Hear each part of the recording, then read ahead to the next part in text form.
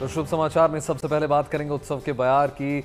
वज्रधाम अभी भी से कृष्ण जन्माष्टमी के उत्सव में पूरी तरीके से सराबोर हो चुका है। मथुरा में जन्माष्टमी की भव्य तैयारियां लगातार जारी हैं। पूरे शहर को फूलों से रोशनी से जगमग कर दिया गया है। सांस्कृतिक कार्यक्रम तमाम हैं और भगवान कृष्ण के जन्म स्थान पर विशेष पूजा की तैयारियां की जा रही हैं। उत्सव उमंग से जुड़ी तमाम तस्वीरें आपके टेलीविजन स्क्रीन पर इस वक्त। जबलपुर में कजालिया महोत्सव मनाया जा रहा है। रक्षाबंधन के अगले दिन महिलाएं पूरे भक्ति भाव के साथ ये उत्सव को मनाती हैं। इस दिन घरों में स्थापित कजलियों को झूले में झुलाया जाता है और ये बुंदेलखंड का प्रसिद्ध लोक पर्व है। सावन भले ही बीत चुका हो, लेकिन पूरे देश में उत्सव की बयार बह रही है। कल कजरी तीज का भी उत्सव मनाया जाएगा। तीज माता का आशीर्वाद पाने के लिए इस दिन सुहागनें व्रत रखती हैं। दक्षिण भारत में उत्सव के रंग देखने को मिल रहे हैं। मदुरई में आदिपुरम फेस्टिवल मनाया जा रहा है, तो वहीं पर नॉर्थ ईस्ट के राज्य मणिपुर के तंगमाई उत्सव की रौनक आप इन तस्वीरों के माध्यम से देख भी सकते हैं, समझ भी सकते हैं।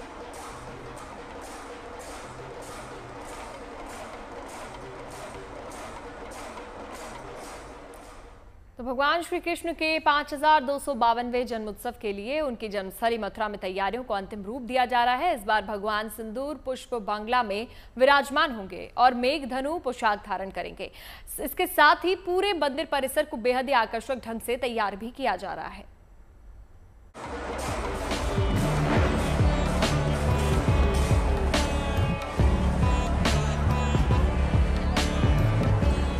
भगवान श्री कृष्ण के जन्म उत्सव को धूमधाम से मनाने के लिए मथुरा में तैयारियों को अंतिम रूप दिया जा रहा है। इस बार भगवान श्री कृष्ण का 5252वां जन्मोत्सव ऑपरेशन सिंदूर और सनातन के लिए समर्पित होगा। भगवान श्री कृष्ण जन्मोत्सव पर पूर्णावतार में सिंदूर पुष्प बंगला में विराजमान होकर भक्तों को दर्शन देंगे। गर्भगृह का कायाकल्प करके रजत मंडित गर्भगृह 251 किलो चांदी से विशेष रूप से निखारा गया है। इसी के समीप राजराजेश्वरी अष्टभुजी मां योग माया मंदिर को भी 51 किलो चांदी से भव्य रूप प्रदान किया गया है। कि ऑपरेशन सिंदूर से प्रेरित प्रेरणा लेकर भगवान श्री कृष्ण के पुष्प बंगले का नाम सिंदूर दिया है।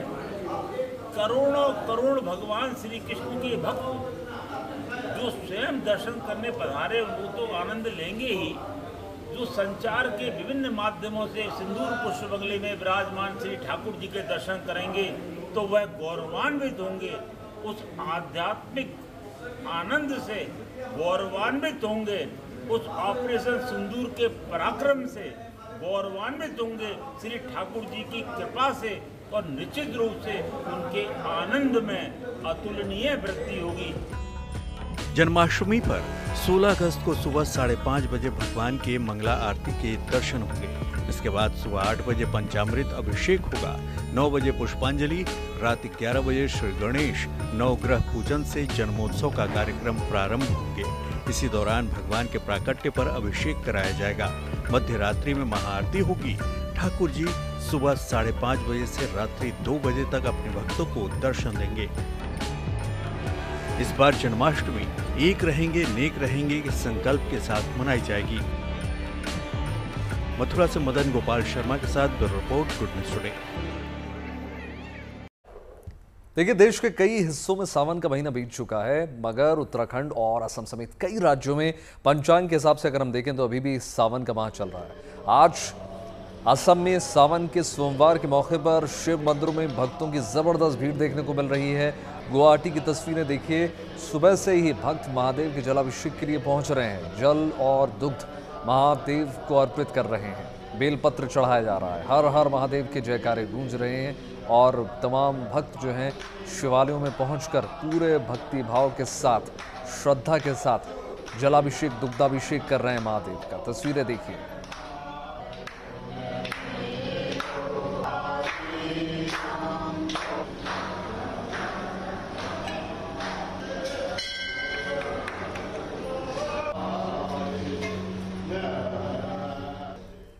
और अब आपको तमिलनाडु के मदुरई से आदिपुरम फेस्टिवल और उत्तर पूर्व के राज्य मणिपुर के तंगमाई फेस्टिवल की तस्वीरें दिखाते हैं। मदुरई में जहां पर इस पर्व को मनाने के लिए हजारों लोग एकजुट हुए, तो वहीं मणिपुर के चुराचांदपुर में तंगमाई फेस्टिवल की धूम दिखी। लोग अच्छी फसल के लिए आयोजित हुए इस उत्सव में पारंपरिक नृत्य और संगीत पर थिरकते हुए नजर आए। तो ये तस्वीरें आप देख रहे हैं तमिलनाडु की। इस उत्सव पर लोग नृत्य करते हुए नजर आए, संगीत की धुन पर थिरकते हुए नजर आए। लोग अच्छी फसल के लिए आयोजित इस उत्सव को करते हैं और काफी हर्षोल्लास के साथ ये उत्सव मनाया जाता है। मदुरई में इस पर्व को मनाने के लिए हजारों लोग एक साथ जुटे हुए हैं। आप इन तस्वीरों के जरिए देख सकते हैं। मणिपुर के चुराचांदपुर में तंगमाई फेस्टिवल की धूम देखने को मिली। लोगों ने एक साथ मिलकर नृत्य किया। मदुरई से आदिपुरम फेस्टिवल और उत्तर पूर्व के राज्य मणिपुर के तंगमाई फेस्टिवल की तस्वीरें आप देख रहे हैं। मदुरई में जहां इस पर्व को मनाने के लिए हजारों लोग एकजुट हो गए, तो वहीं मणिपुर के चुराचांदपुर में तंगमाई फेस्टिवल की धूम भी नजर आई है। लोग अच्छी फसल के लिए इस पर्व को मनाते हैं। इस उत्सव में पारंपरिक नृत्य और संगीत पर थिरकते हैं।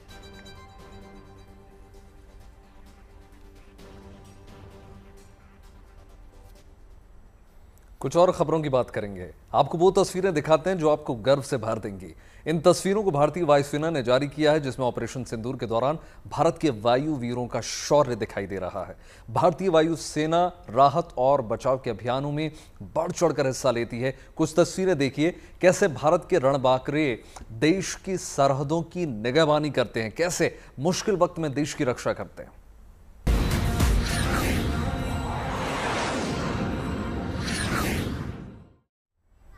और अब बात कर लेते हैं भारत के रक्षा उत्पादन की। भारत ने रक्षा उत्पादन में एक नया और रिकॉर्ड उपलब्धि हासिल की है। भारत का रक्षा उत्पादन 1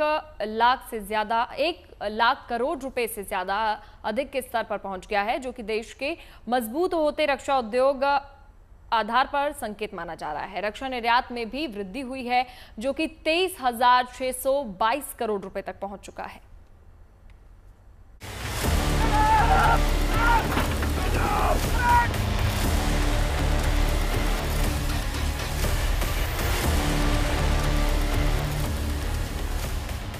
एक समय था जब भारत हथियारों, लड़ाकू विमानों और दूसरे रक्षा उपकरणों के लिए दूसरे देशों पर निर्भर था, लेकिन आज वक्त बदल चुका है। आत्मनिर्भर अभियान के तहत हिंदुस्तान लगातार ऐसे आयाम हासिल करता जा रहा है, जिसे देखकर दुनिया तंग है। दरअसल भारत ने रक्षा उत्पादन के क्षेत्र में नई उपलब्धि हासिल की है। रक्षा मंत्री राजनाथ सिंह के मुताबिक भारत का सालाना रक्षा उत्पादन वित्तीय वर्ष 2024-25 में 1.5 लाख करोड़ रुपए से अधिक के सर्वकालिक उच्च स्तर पर पहुंच गया है। उन्होंने कहा कि हमारे रक्षा उत्पादन ने अब तक के सारे रिकॉर्ड तोड़ दिए हैं। उन्होंने इस वृद्धि को देश के मजबूत होते रक्षा औद्योगिक आधार का स्पष्ट संकेत बताया। उन्होंने कहा कि पिछले साल रक्षा उत्पादन 1.27 लाख करोड़ रुपए था, जबकि 2019-20 से ये 90% ज्यादा है। रक्षा क्षेत्र की हमारी हालत यह थी डिफेंस की कि पहले प्राय हर चीजें दुनिया के दूसरे देशों में बनती थी, विदेशियों के द्वारा बनती थी, उन्हीं की पूंजी लगती थी, और हम लोग जब जरूरत पड़ती थी तो दुनिया के दूसरे देशों से जाकर, चाहे कुछ भी हो, हवाई जहाज हो, हथियार हो, प्लेटफॉर्म्स हो, जो भी हो, सब कुछ हम दुनिया के दूसरे देशों से खरीदते थे। लेकिन आज मैं आपको जानकारी देने के लिए आया हूं बहनों भाइयों, अब हम इनमें से बहुत सारी चीजें न केवल भारत की धरती पर बना रहे हैं, न केवल भारतवासियों के हाथों से बना रहे हैं, न केवल हम अपनी आवश्यकताओं को पूरा कर रहे हैं, बल्कि हम दुनिया के दूसरे देशों को भी हम एक्सपोर्ट करने का काम कर रहे हैं, उनके पास भी हम भेज रहे हैं। दुनिया के देश सब हमारे सामान को खरीदने का काम कर रहे हैं।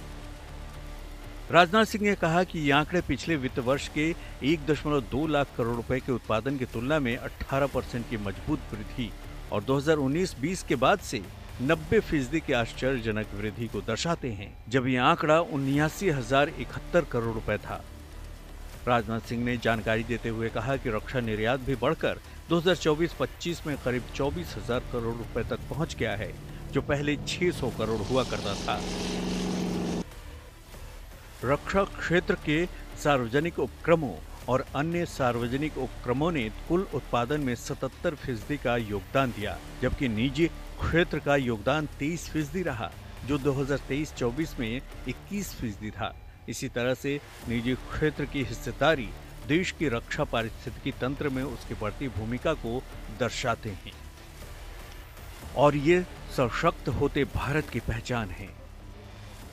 भारत के डिफेंस आइटम, रक्षा उत्पाद की चीजें दुनिया के देशों को केवल 600 करोड़ रुपए की एक्सपोर्ट होती थी, माने जो दुनिया के दूसरे देशों के लोग खरीदते थे।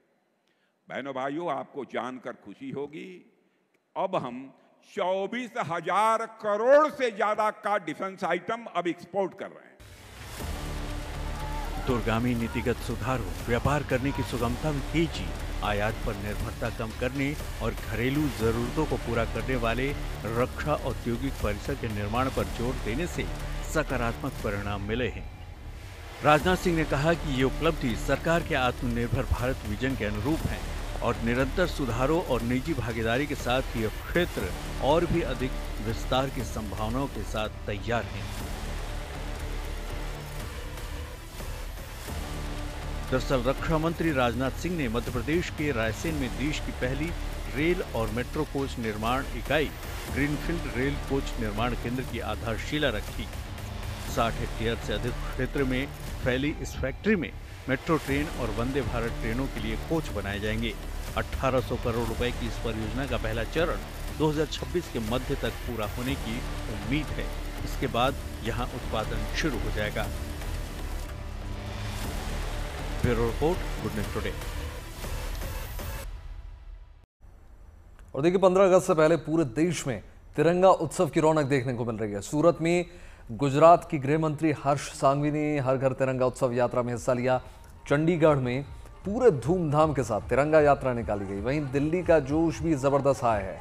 आरके पुरम में बाइक पर तिरंगा यात्रा निकाली गई, जिसमें बड़ी संख्या में युवाओं ने बढ़ चढ़कर हिस्सा लिया। पुरी में सैंड आर्टिस्ट ने अपनी कला का शानदार प्रदर्शन दिखाया, तिरंगे के महत्व को दर्शाया। बेशक तिरंगा यात्रा के जरिए पूरा देश इन दिनों देशभक्ति के रंगों से पूरी तरीके से सराबोर है। तिरंगा यात्रा अभियान जो है स्वतंत्रता दिवस कार्यक्रम का हिस्सा है। इस साल तिरंगा यात्रा में ऑपरेशन सिंदूर की शौर्य गाथा भी आपको देखने को मिलेगी और उसी के जो तमाम रंग हैं जो देश भर में देखने को मिल रहे हैं और कुछ हर साल इसी प्रकार का नजारा आपको देखने को मिलता है।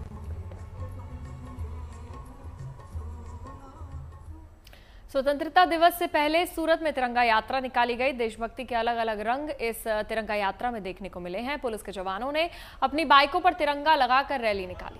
गणतंत्र दिवस की तरह परेड भी हुई और जवान कदमताल करते नजर आए। हाथों में तिरंगा लेकर युवाओं ने रैली निकाली तो पूरा माहौल भक्तिमय हो गया। इसके बाद सांस्कृतिक कार्यक्रम के जरिए देश की संस्कृति से लोगों को रूबरू होने का मौका मिला है।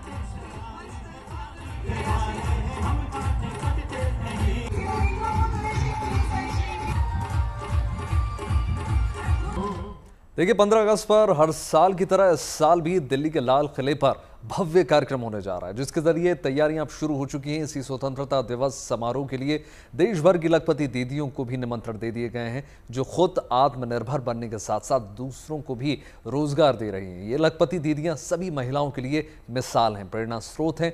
अब दिल्ली से न्योता आने के बाद वो इस समारोह में शामिल होने की तैयारियों में जुट चुकी हैं।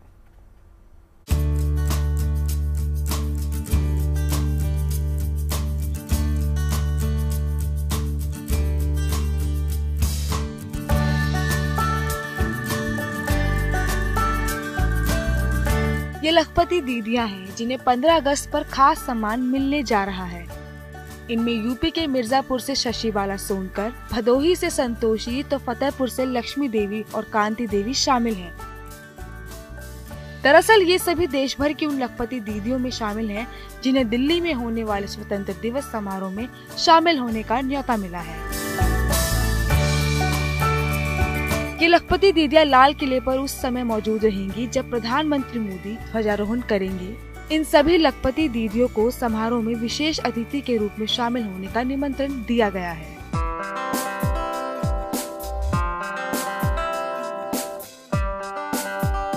मिर्जापुर कछुआ के छोटी बरेनी की रहने वाली शशि बाला आज महिलाओं के लिए प्रेरणा बन गई हैं। उन्होंने 15 लोगों को रोजगार दिया है। लोन और सरकारी मदद से पैसा जुटाकर उन्होंने घर पर ही नमकीन की फैक्ट्री लगाई है। अब शशि बाला सोनकर का सपना है कि वो अपने इस ब्रांड को देश में बड़ा नमकीन ब्रांड बना सके। हमने बहुत संघर्ष किया, हम क्या क्या बता नहीं सकते हैं। तो हाँ, हम दीदियों से यही कहेंगे कि जो है हारना नहीं चाहिए, कभी कभी किसी भी मुश्किल में हारना नहीं चाहिए, हिम्मत रखना चाहिए, आगे बढ़ना चाहिए। ये नहीं सोचना चाहिए कि अरे हम ये कर रहे हैं, होगा कि नहीं होगा। जब हम हिम्मत रखेंगे तभी तो आगे बढ़ेंगे।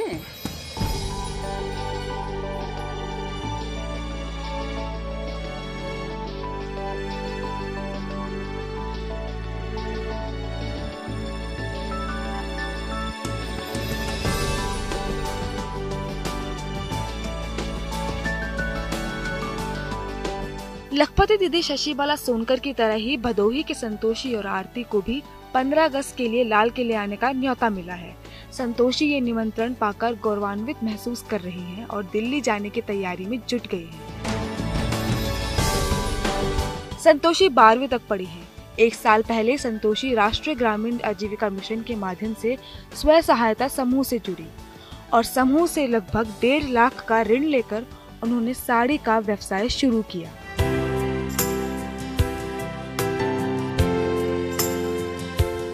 देखते ही देखते संतोषी की मेहनत और संघर्ष से उनका व्यवसाय बड़ा होता गया।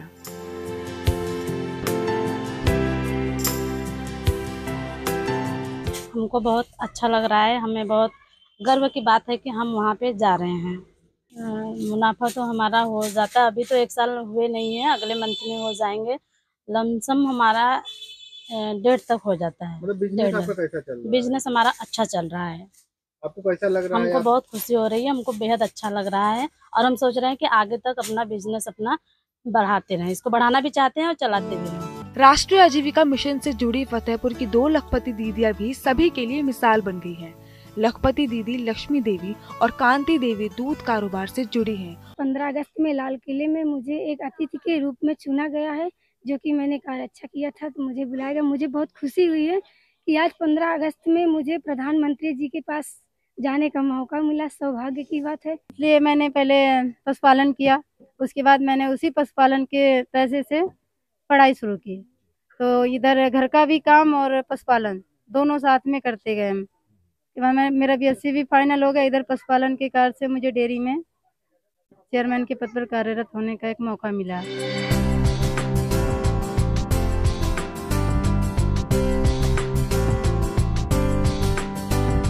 यकीनन सरकार की ये योजनाएं देश के कोने कोने में आत्मनिर्भरता की एक नई अलख जगाए हुए हैं।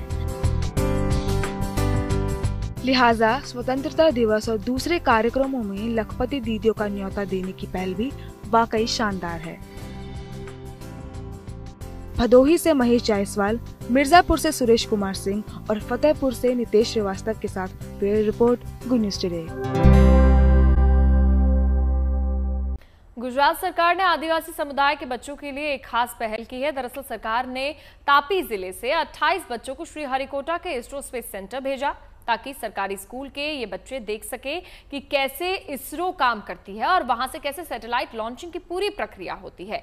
सूरत से श्रीहरिकोटा भेजने से पहले इन बच्चों को खुद बधाई देने प्रदेश के वन पर्यावरण राज्य मंत्री मुकेश पटेल सूरत एयरपोर्ट पहुंचे, जहां पर उन्होंने छात्र छात्राओं से खास बातचीत की। मुकेश पटेल तापी जिले के प्रभारी मंत्री भी हैं। उन्होंने बताया कि ये छात्र इसरो सेंटर में 3 दिन बिताएंगे। बड़ी बड़ी स्कूल के बच्चे लोग हम न्यूज़पेपर में पढ़ रहे हैं कि ये स्कूल के बच्चे यहाँ गए, लेकिन आज हमारे लिए गौरव की बात है कि ट्राइबल विस्तार में सरकारी छात्र के स्कूल के विद्यार्थी भी आज स्पेस सेंटर की मुलाकात के लिए। तो मेन लक्ष्य है वो ये है कि बच्चे में एक तो साइंस के प्रति बहुत मोटिवेशन आए, दूसरा ये कि वो रियल लाइफ साइंटिफिक एप्लीकेशन जो है दुनिया में हो रही हैं उसको सीखे, साथ ही साथ उनमें एक सेल्फ कॉन्फिडेंस भी प्रदान करेगी क्योंकि उनके लिए एक डिफरेंट एक्सपोजर होगा। आम परिवारों से आने वाले इन बच्चों के चेहरे पर पहली बार फ्लाइट में बैठने और पहली बार गांव से दूर यात्रा करने की खुशी भी साफ तौर पर दिखाई दी। उनके मन में इसरो, अंतरिक्ष और ऐसे ही कई सवालों को लेकर काफी जिज्ञासा है। मुझे बहुत खुशी हो रही है और आनंद भी हो रहा है, क्योंकि हम जैसे आदिवासी बच्चों के लिए यह सब कुछ किया। सपने में भी नहीं सोचा था कि मैं इतनी कम उम्र में प्लेन में बैठ कर जाऊँगा। हम इसरो जा रहे हैं, वहाँ पर साइंटिस्ट कैसे रॉकेट लॉन्च करते हैं और स्पेस में कैसे रहते हैं वो सब सीखने के लिए, और मुझे इस बात की बहुत खुशी है। मुझे लगा नहीं था कि मेरा सिलेक्शन होगा इसमें। अब अपनी इसरो सेंटर की यात्रा के बाद ये बच्चे अपने अनुभवों को एक डायरी में लिखेंगे। उसके बाद प्रधानमंत्री नरेंद्र मोदी को पत्र लिखकर इसकी जानकारी देंगे। साथ ही उनका कहना है कि वो इसरो सेंटर से जो भी सीखेंगे उसे अपने साथियों को भी बताएंगे।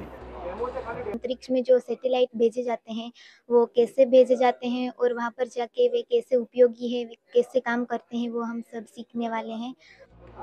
जाहिर है सरकार की ये पहल वाकई सपनों को नई उड़ान देने वाली है। क्या यूं कहें कि नन्हे सपनों को नए पंख लगे हैं। सूरत से Sanjay Singh Rathore, good news today. लोगों को प्रदूषण मुक्त माहौल मिले और साफ हवा मिले, इसके लिए अहमदाबाद में खास पहल की गई है और अनूठा इंतजाम किया गया है। शहर में अब अलग अलग जोन में ऑक्सीजन पार्क बनाए गए हैं। इनसे क्या फायदा होगा और यहाँ पर क्या क्या इंतजाम किए गए हैं, ये जानने के लिए देखिए एक खास रिपोर्ट।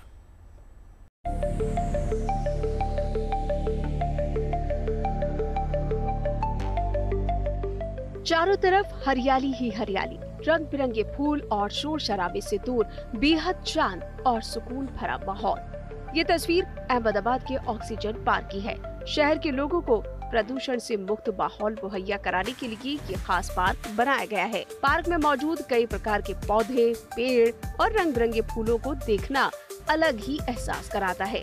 यहाँ आने पर लोगों को कुदरत के करीब होने का अनुभव होता है।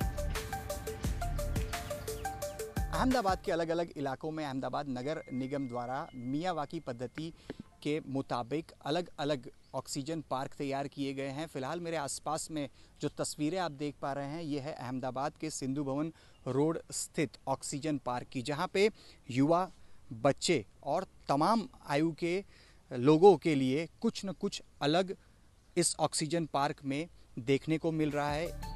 अहमदाबाद के सिंधु भवन रोड पर बने इस ऑक्सीजन पार्क में कसरत करने के लिए जिम की सुविधाएं हैं, तो साथ ही छोटे बच्चों के लिए खेल कूद के भी पर्याप्त इंतजाम है और इसके साथ ही एक छोटा सा तालाब और फाउंटेन भी यहाँ पर बनाया गया है, जो पार्क के माहौल को और भी ज्यादा खूबसूरत बना रहा है। पार्क में नीम, आम, आंवला, जामुन, बादाम, बेल, सागवान, शीशम और अमरूद समेत कई प्रकार के पेड़ पौधे लगाए गए हैं। इस ऑक्सीजन पार्क का निर्माण 27,200 वर्ग मीटर इलाके में किया गया है। इसमें हजारों किस्म के पेड़ पौधे और फूल देखे जा सकते हैं। पार्क के निर्माण में 9 करोड़ रुपए की लागत आई है, लेकिन लोगों की सेहत को इससे जो फायदा हो सकता है वो अनमोल है।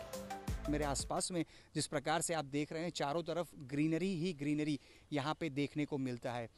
1.67 लाख जो वृक्ष हैं, जो पेड़ हैं, वो यहाँ पे मौजूद हैं और अहमदाबाद में इसी तरह से अलग अलग इलाकों में ऑक्सीजन पार्क बनाए गए हैं और बच्चे हो या किसी भी उम्र के लोग हो, उनके लिए यहाँ पे खास कुछ न कुछ अलग चीज़ें हैं। लोग अपने परिवार के साथ यहाँ पे पहुँचते हैं और एक अलग ही आनंद लेते हैं और शुद्ध ऑक्सीजन यहाँ पे पाया जाता है। खास करके ये भी कहा जा रहा है कि बाहर जो आम टेम्परेचर होता है उससे लगभग 5 से 6 डिग्री टेम्परेचर की अनुभूति कम इस ऑक्सीजन पार्क के अंदर महसूस होती है।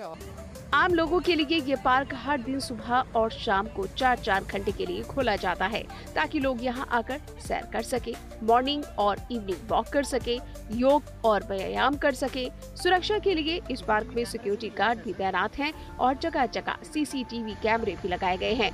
सिर्फ 10 रुपए की एंट्री फी देकर यहाँ आपकी सुविधाओं का लाभ लोग उठा सकते हैं। अहमदाबाद से अतुल तिवारी के साथ bureau report, good news today.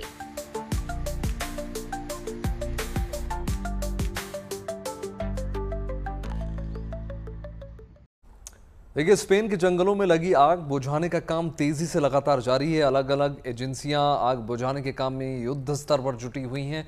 यह आग हाईवे किनारे तक पहुंच चुकी है और देखिए, ऐसे में वहां से गुजरने वाली गाड़ियों के लिए भी अब खतरा बन सकता है।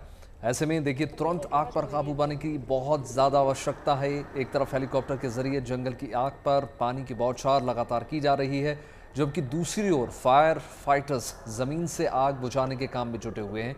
तस्वीरें देखिए, कितना जटिल काम है। अब आपको ले चलते हैं सपनों की दुनिया में, दिखाते हैं ऐसा नजारा जो आपके लिए किसी सपने से कम नहीं होगा। गुब्बारे उड़ाने का शौक तमाम लोगों को होता है और बहुत से लोग गुब्बारों में बैठकर आसमान की सैर करने के लिए सपने देखते हैं। इंग्लैंड में इन दिनों ऐसे लोगों को अपना ये सपना पूरा करने का मौका मिल रहा है। आखिर कैसे, देखिए।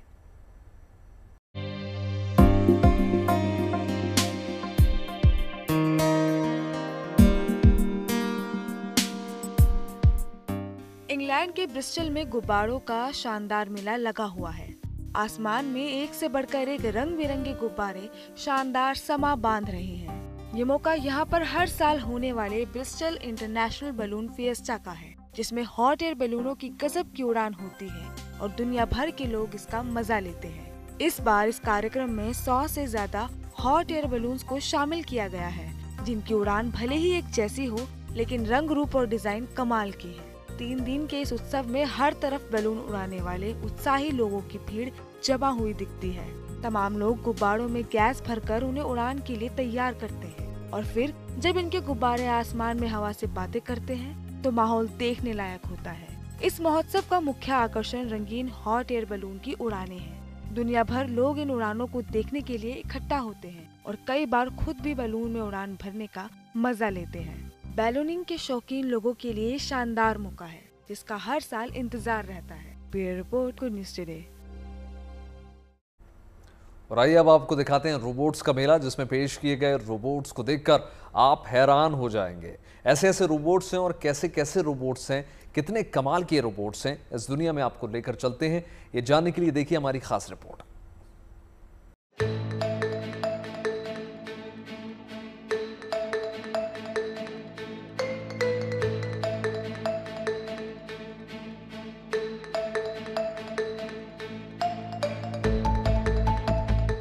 रोबोट ही रोबोट, एक से बढ़कर एक कमाल के रोबोट, हर काम को आसान और मुमकिन करने वाले रोबोट। ऐसे रोबोट जिन्हें आप अपने घर ले जा सकते हैं और अपनी जरूरत के सारे वो काम इनसे करवा सकते हैं जिन्हें करने में ये सक्षम हैं।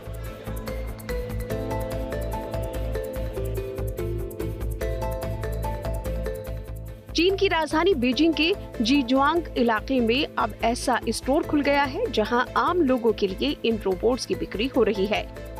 ये रोबोट्स वक्त गुजारने में आपकी मदद कर सकते हैं, तो बच्चों को पढ़ाने का भी काम बड़ी कुशलता के साथ कर देते हैं। इस रोबोट मॉल में AI यानी आर्टिफिशियल इंटेलिजेंस से लैस अनोखी रोबोट्स पेश किए गए हैं, जो आपके साथ चेस खेल सकते हैं, तो साथ ही साथ शानदार कॉफी बनाकर भी आपके लिए पेश कर सकते हैं। इतना ही नहीं, फार्मेसी के काउंटर पर ये सही दवाएं तलाश कर ग्राहक को देने का काम भी कर रहे हैं। कई रोबोट्स तो ऐसे हैं जिनमें मशीन नहीं बल्कि इंसान की झलक देखने को मिलती है, लेकिन हकीकत में है तो ये रोबोट ही, जो स्पेशलाइज्ड प्रोग्रामिंग के जरिए इंसानों की कामकाज कर रहे हैं।